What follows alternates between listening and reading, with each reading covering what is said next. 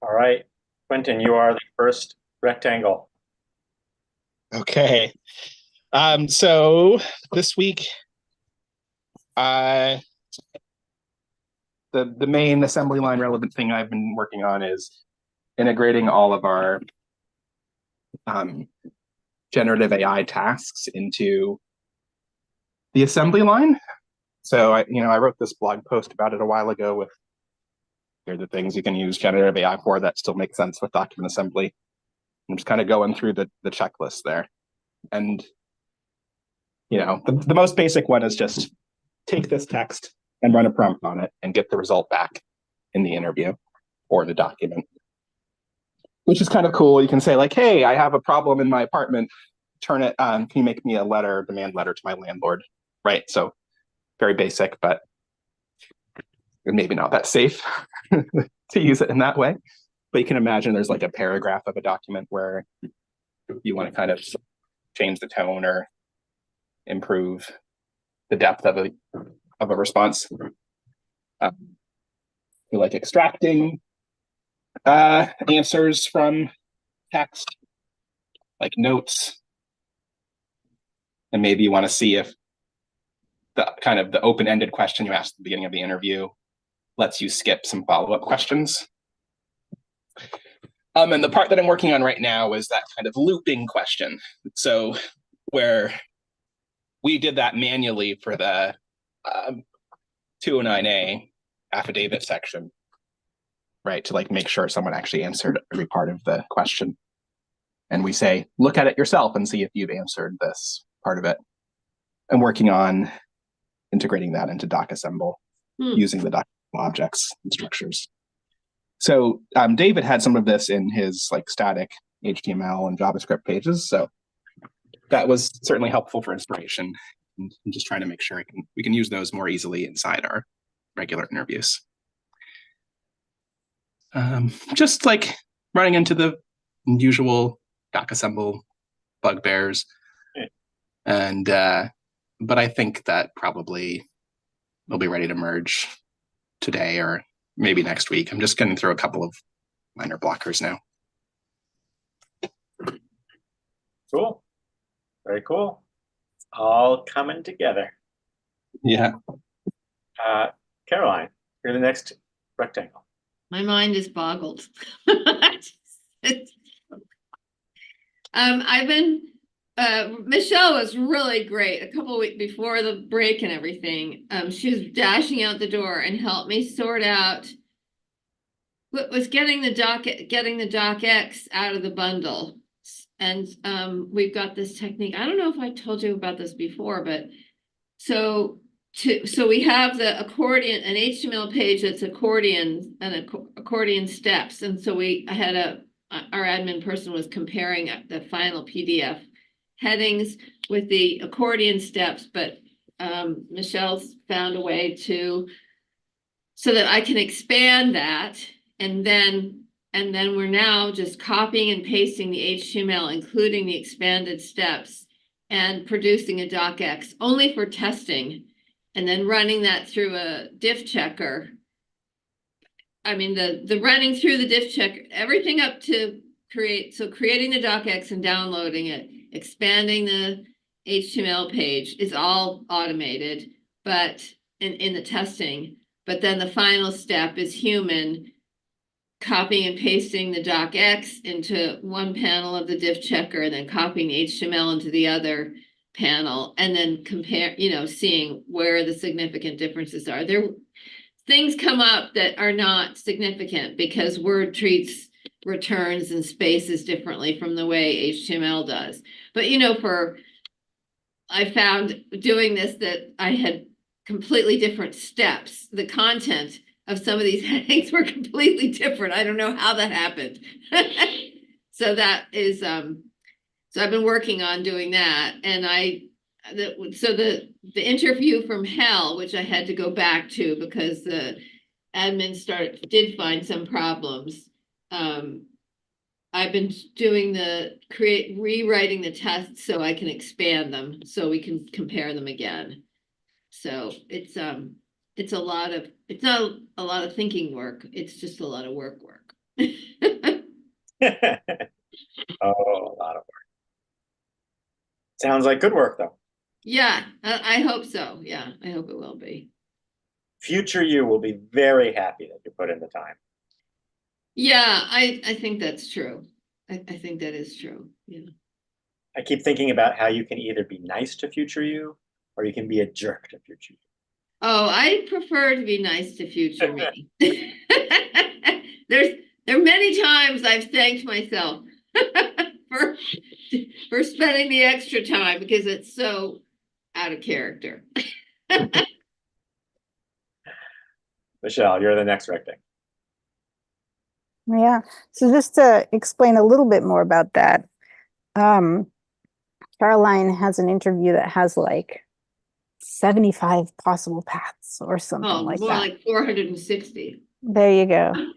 And an option is either to have an SME examine all those final generated documents, or to do this process where she can compare the result that she knows is correct from the HTML to the docx that have separate code much more quickly and easily. And so that there's a lot of time saved for the SME. And the human part at the end, who knows? Maybe sometime it's something we can figure out how to automate. I don't know how many times it'll come up in general, but I think visually it's a very useful tool in this specific instance where you already have something you know is correct and you need to compare it to something to make sure item 2 is correct. Anyway, that was very interesting problem solving.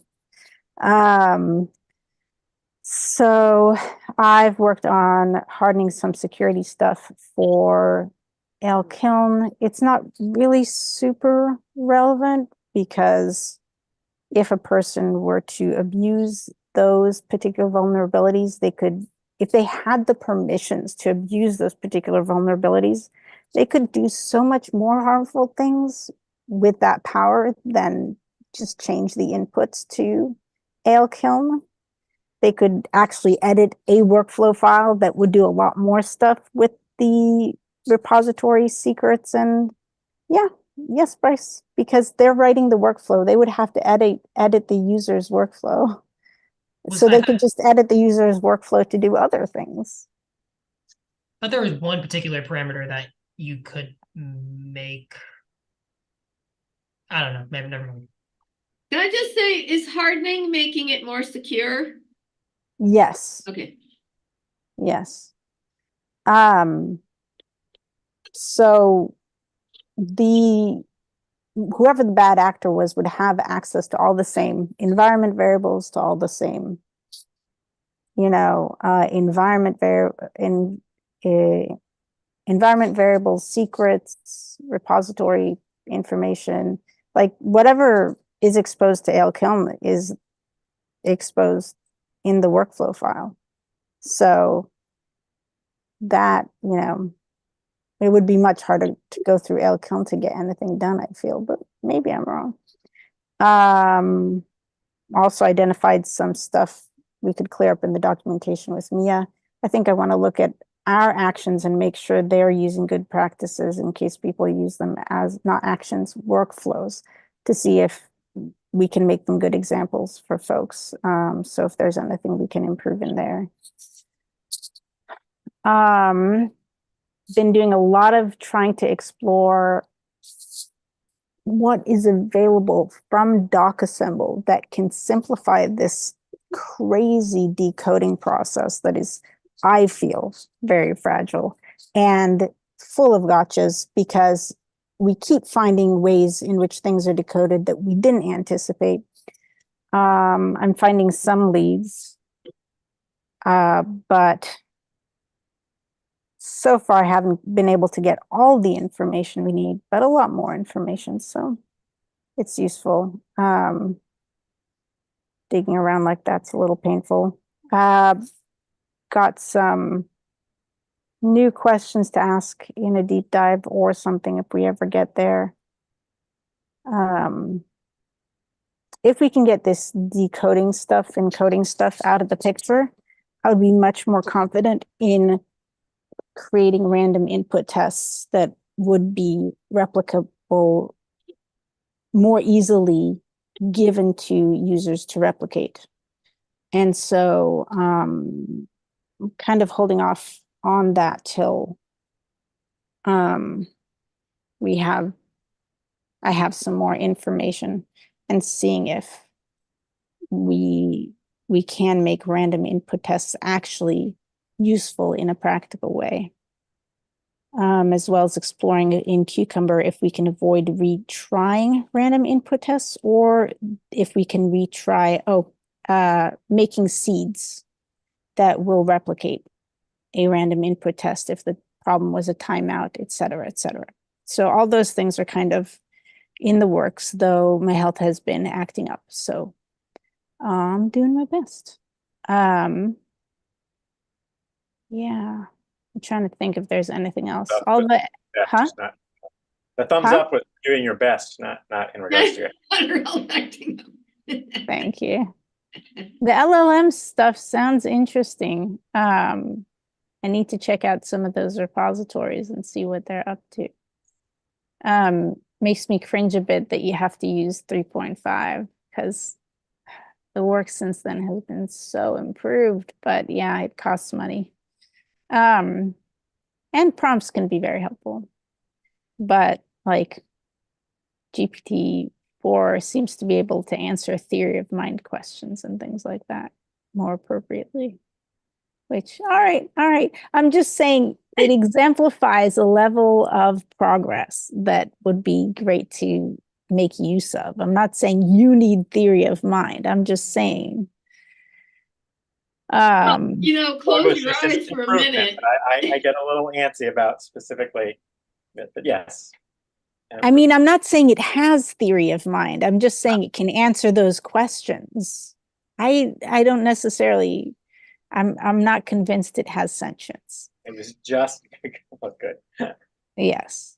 So I'm just saying that it is able to generate answers that answer those questions correctly, which is a more sophisticated text generation algorithm. So yes, sorry, I'm a little scattered. Yeah, I think those are the main things, and I pass it on. Bryce. Yeah, so I have a few things super quick. I had to update the production. I don't know if that, I need to double check if I've deployed that yet. But there were some issues with the court codes from Tyler changing, and we have those hard coded in our stuff on DocAssemble because we have all of the extra information about each of the courts. And I fixed that, but I don't think I deployed that, so I'm making a note to do that now. And the mass access email can officially, you can log on and make issues with Tyler. Yeah, I saw using that those email.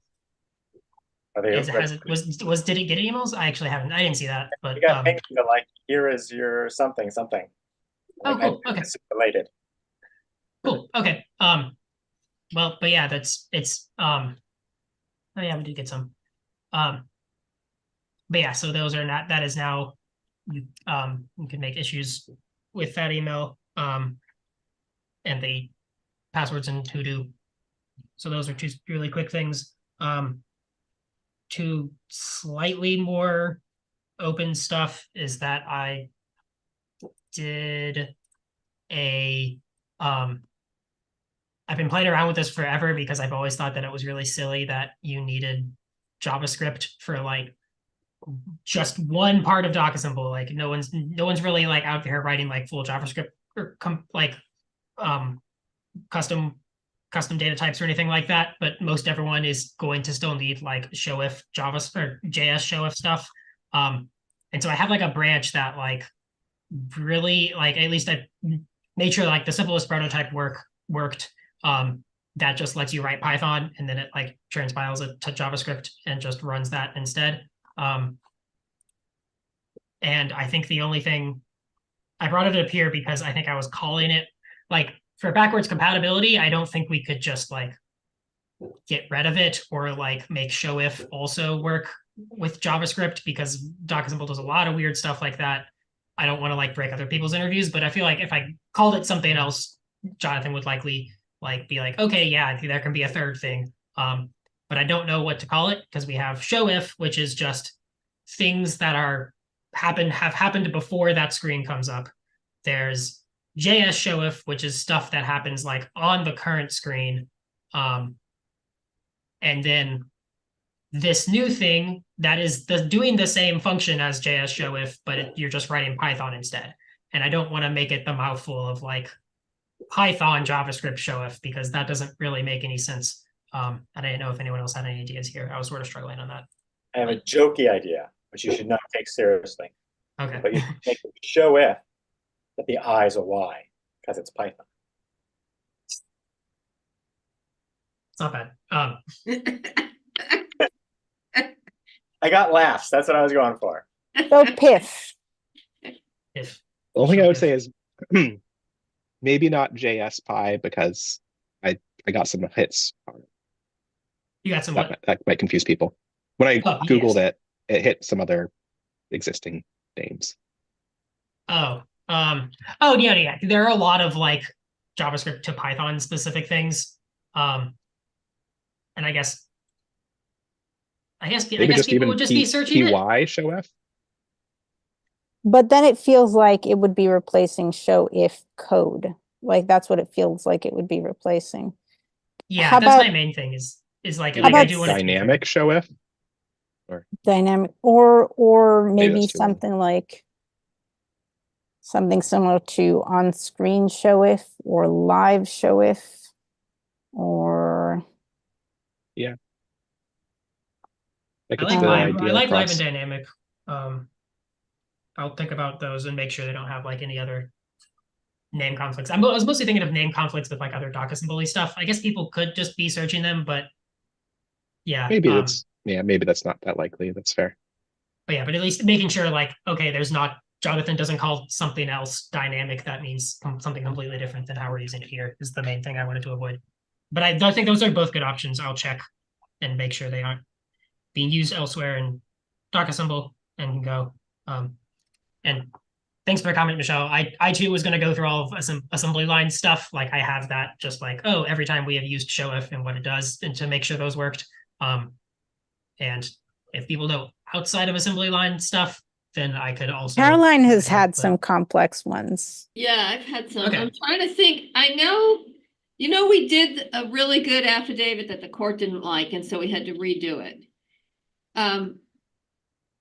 You might, in the 209A affidavit, you might see something there. I mean, that's old. And then I'll think about it and see because I think in the last month or two, I had some pretty complicated show ifs. I really think the affidavit was the most complicated one.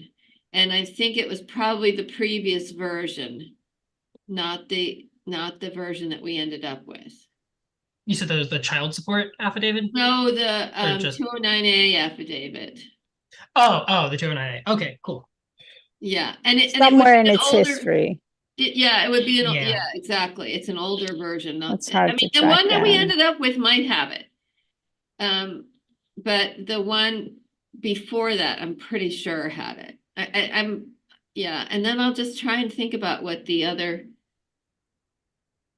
Yeah, There might be some in the Lemma legal repo too, Bryce, which I can't remember if you have Okay. access to directly. But Yeah. if I you have access to some legal parent, repos. I don't know if I have access to all of them. I probably don't need access to all of them. Oh, right, there might be. Just want to like give me a code snippet instead, but if it's easier for you, you can give me access to. I'm not really doing that. Because I think, Quentin, in the housing, the one I'm supposed to be working on, that's probably done.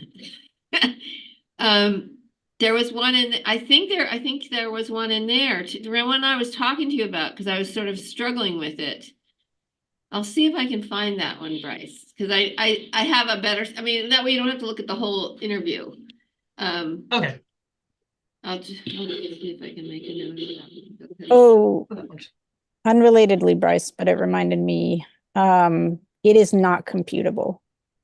I think the solution you put in that one issue for proxy variables. I know it's just- what they're you're talking about, and I had come up with the exact. I had landed on the exact same thing of like, oh yeah, okay, I thought it is uncomputable, but also the thing that I had, the suggestion I had like gets rid of all of that, so we didn't need to think about that anymore. Yeah. was my take on it too. Yeah, we arrived at the The- same conclusion. I would really rather DocAssemble gave that information because it's just such a pain for everyone to just, if they're not using assembly line to have to deal with that code. But what can you do? I think we have it in the tool. Do we have it? Do we have some of that stuff in the toolbox? If not, No, that's I just think an we could. assembly line. Okay, What I is think it? we could. What is it exactly? Sorry, yeah, this is I think we did a mid topic topic Sorry. change. No, it's okay. Of just the AL Kiln needed some, or like needed to know on like generic object screens like what X refers to, because And on index variable. and index variables and stuff. Like it needs to know what X and I and J refer to on those screens, because the information that is on the screen just says I and J. It doesn't say like, oh, you're filling in this one. And I think from questions I think you've posted on Slack and Jonathan's responded on Slack before, the backend doesn't really know either. It like at some point it obviously has to like know, oh, I'm filling this variable, but it doesn't actually, because you do the intrinsic name in your interview anyway. but like the thing, well, that's the thing is like it somewhere it triggers and then it immediately forgets by the time it actually gets close to sending the Okay. information and and on the page. And so Maybe. because of that, we have like the kind of complicated, like, oh, the actual variable name you're filling in your interview, like users 0.name, and then what that page is going to look like, users I.name or whatever, as different columns when you're writing like a story table in Kiln. And I think we realized that you can just call, like in a Mako tag on the page, you can just call x.instance name to get the value of x. And you So can we're also gonna- just print y and j like in Mako tags on the page. And we just, and so we needed to add that. There's some current code that's like doing similar things in assembly line, not similar things, but other like Kiln specific things in assembly line that we are going to add that to. That, Michelle, you were just saying it's not great that it's an assembly line, but it is, if it's one, I think you had said we can keep it to like one div that you just put in a default screen parts, and I think that's good enough. Like it'll it's sufficient. It's just suboptimal. I just if I can find those little pieces of code, I might be able to, but I'm not sure Jonathan is on board with putting X and I on the page anyway. I'm not sure why, but he hasn't seemed super enthusiastic about it though. Yeah. We could, I think from his last response, we could convince him to maybe put it in the API, but I don't know a lot about the API. I'm gonna also look into the API because there's some useful I information. think that's the thing. If you want to get it upstream, then we could get in the API and we could look at using that information as well. But the quicker thing on the page. I think I may have recently found how we can get, even for buttons and all that kind of stuff, most of the information we need to get the DOM fields, which would be really exciting, straight from like DocAssemble's mouth, as it were. Oh, yeah. But don't hold your breath, because I've been wrong before about it. So that's fair. Not that I don't trust you. It's less that I trust DocAssemble. And every time I'm like, we could do this in DocAssemble, and then I try it, and it's like, oh, much harder.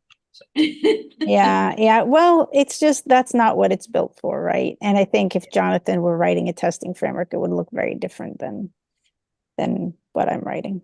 That's Yeah. all. Yes, anyway, sorry everybody, we can go back to No, our that's fine. regularly scheduled programming. I think I got enough feedback on the dynamic live show of stuff that I'll look into a bit more.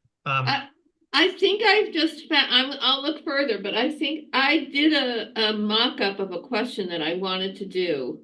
Mhm. In fact, so the question is a perfect example when you're teaching readability of not what to ask. You Yes. know? So I broke it down into a series of show ifs. And I think that I'll find that and I'll send that to you. I'd forgotten about that because I knew I was just working on it recently. And that Okay. may or may not be an example, but and I wrote to Jonathan and I said, could you put this in your recipes? Because I don't and it has to do with the yes, no, maybe equals none or not. I can never remember equals none or null. And how would you know that? And that also none doesn't work in Jinja. I just read over the weekend. Somehow Jinja doesn't recognize. I can't remember what it was. I bookmarked it to go back to it, but yeah. Yeah, that makes sense. Ginger does a lot of weird things. Cool. Thank you. No, that'd be great for you to if you sent that. The only other quick things I had were I'm also doing stuff. I'm making a decent amount of progress on a hot docs converter specifically to like read in hot docs information. And right now I just have it spitting out into like the same series of like questions and like variable choices that it would show. I have no logic because I haven't like started parsing the hot doc scripting language or anything yet, but I'm going to see how far I can get that in like the next week. Since that was a thing that hopefully would help Michigan. And if it does, then hopefully can help everyone else. I was going to talk to people about it on Monday too and see if anyone else would be interested in at least just looking at it or like trying it out in the next week. And then Bryce, you're doing this all without a large language model, I'm guessing? Yeah, I'm just parsing. Because at least seeing if like how Bard does with it, which because the Bard API is available now and it's decent. It's about as good as 3.0. There's some things it's much worse at, but freely accessible API. If you're maybe this is a way ahead of where you are now, but the court in New York might be a good place to go when you get this sorted, because I think they still have all their interviews are A to J author and hot docs. And they want to move to DocAssembly? Well, she didn't even want that would be my question too, if they want to. But she's very oh God, what's her name? And who will be upset? Kim. I can't remember her first. She's Korean. I can't remember her first or second name is Kim. But she's brilliant, and she might be open to it, especially if you can make it easy. Yeah, I'm not sure how easy it would be. I've gotten some stuff and I'm fairly confident I could get like the same, or like if depending on in a week how much I can parse their scripting language or whatever, like I could get most of the same logic. But I think part of the issue is that part of the thing I'm realizing is that their pages are organized much more differently than like we would in DocAssemble. Like there are like on the same page they would have like 3 or 4 different like yes no questions, and then after each one have like essentially a show if pop up that pops up and is like, oh, this isn't for you, go back. Whereas in DocAssemble those would be separate pages and we'd have separate questions. And I don't know that might be a useful thing for Bard, Quentin. Like I guess I could see doing that, just like chunking them into better page order and stuff like that. But that's the initial thing of like, I'm mostly just trying to get all of the text out and like usable in DocAssemble, essentially to try and hand off to like Emily to then repurpose that into an actual DocAssemble interview. So it's much less like copy pasting back and forth and kind of close to what you would get out of the Weaver is my goal. And we'll see where if I get there. But yeah, it's one of those, like, I think it would be great for grant partners and people already interested in it. Mhm. I'm not sure I would be able to work on it enough to get it such that, like, Yeah. oh, we can convince other people who aren't even thinking about DocAssemble to hop on the rails as well. I'm just I think. thinking down the yeah. line. That's all. Yeah, that's fair. That is a good point. They've done a lot of really good interviews and they're very, I mean, anyway, they were sort of ahead of the game. They were sort of like where California is. Mhm. But before everybody started doing online interviews. So. Yeah.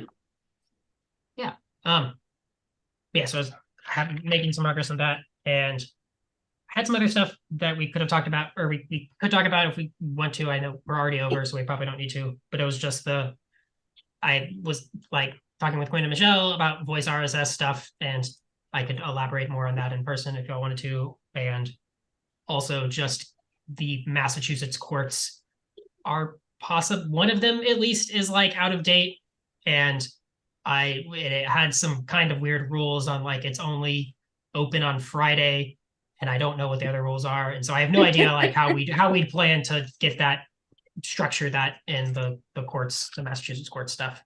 But I figured it'd be a good discussion to have here. But those are both, we don't have to have them right now. We could have them Monday or later or whenever. So It might be a later. Actually, they could be our management. yeah, that's right. Definitely should talk about both of them. All right, I don't have anything for this bit. Maybe I'll share something with folks outside of the recording. But yeah, all right. Anything else for the whole group check-in? Or the whole group as in the work